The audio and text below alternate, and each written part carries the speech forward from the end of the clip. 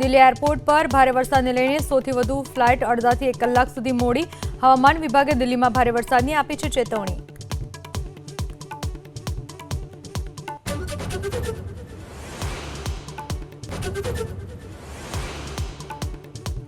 રાજ્યમાં સારા વરસાદ માટે જોવી પડશે રાહ। રાજ્યમાં છૂટાછવાયા વરસાદની હવામાન વિભાગે કરી આગાહી। હાલમાં 3 વરસાદી સિસ્ટમ સક્રિય।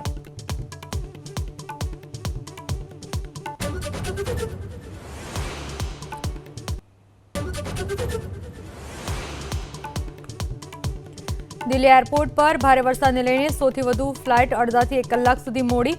હવામાન વિભાગે દિલ્હીમાં ભારે વરસાદની આપી છે ચેતવણી।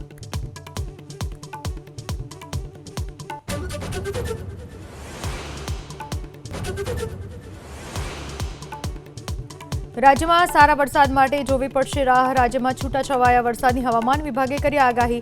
હાલમાં 3 વરસાદી સિસ્ટમ સક્રિય।